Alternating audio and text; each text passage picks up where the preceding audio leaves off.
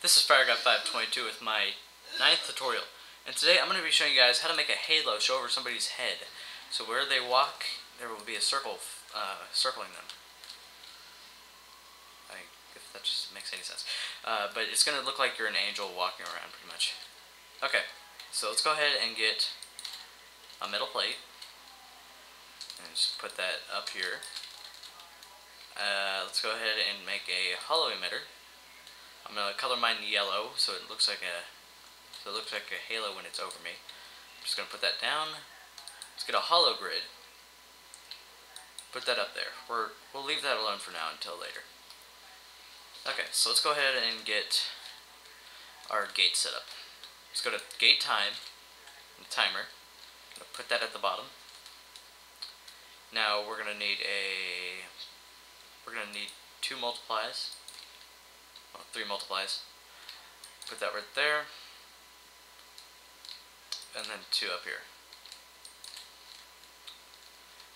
Now we're going to go to trig, go find cosine, put that down, and sine rad.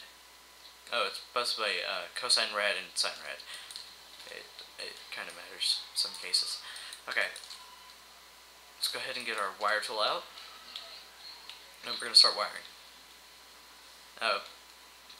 We need a constant value actually before we can start wiring.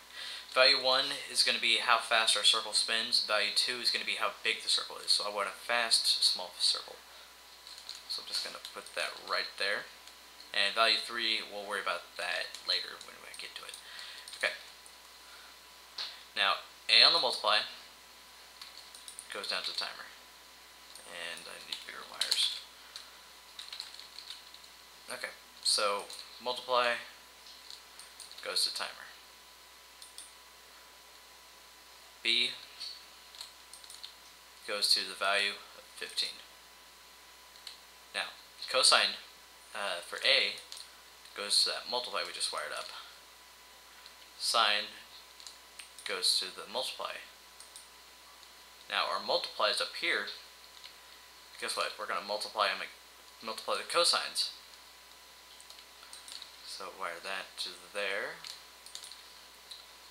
And then our B's go to that value of 10. Okay, now let's go ahead and get a button to turn it on. Use button muffin, because button muffin is good, is awesome. Okay, let's go ahead and wire run to the button. Neat wires.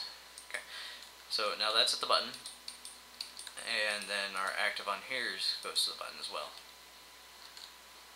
Now we're gonna need X to go to one of the cosines and sines. Okay, it doesn't matter if it goes to that multiply right here, as long as they're not like X is on one and then Y is on the exact same one.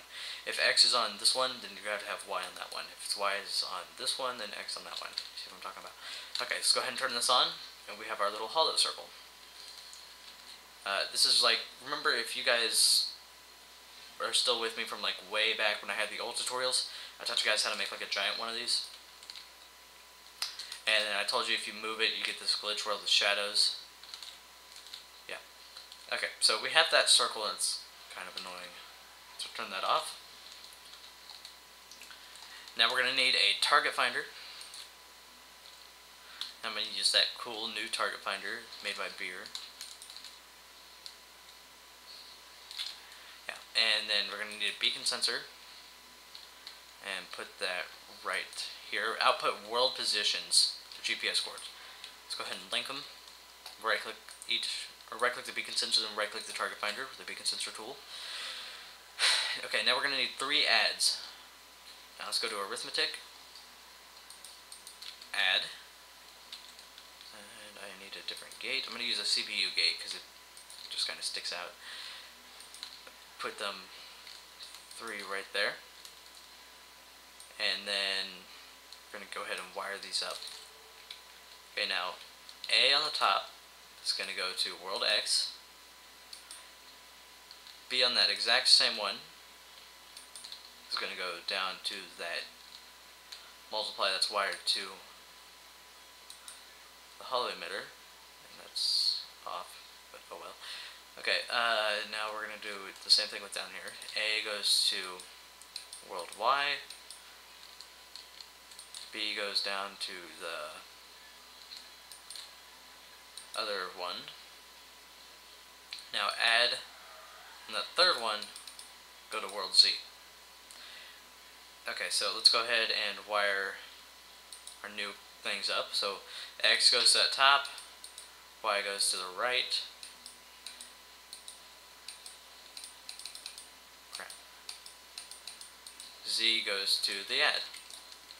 Okay, now if we turn this on, it's no longer here. So if we switch this over to the local, still nothing. It's odd.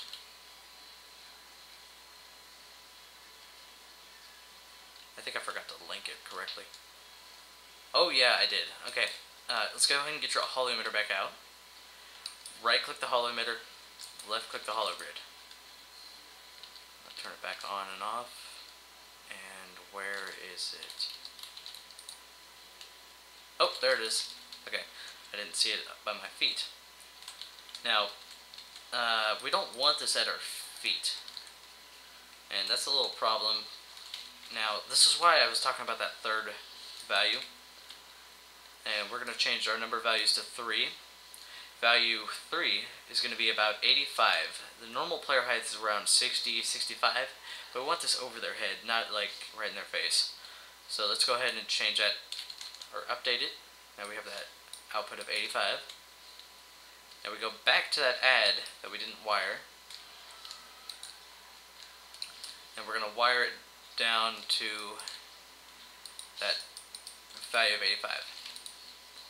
And let that fade, you look up, you got a halo over your head.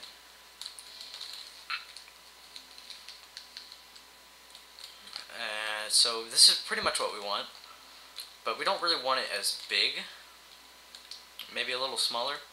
So we're going to change, well actually that's fast. We're going to change our value 2 to 5. Now that should make it smaller. Yeah. So now we have this little halo over us. If I place a camera, we have this little halo. And it could be bigger. Okay, let's go ahead and update our thing now. I'm gonna make that 10. Yeah, I'm guessing this is gonna be a good size. Yeah, that's alright. And it's kind of skippy, so I'm gonna change our value 1 to 10. See if it can slow down a bit. Yeah, now see, that's a good halo right there. Alright, so we have a halo over us. You can always change the color of it, so I go ahead and get my color tool out. It's a camera.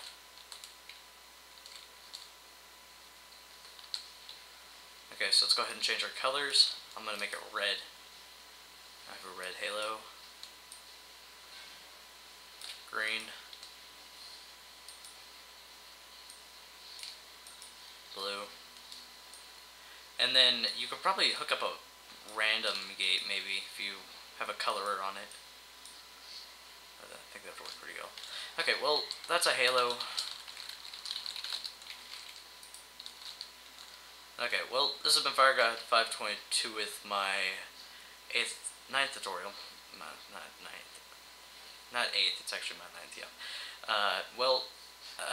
Halo, yeah.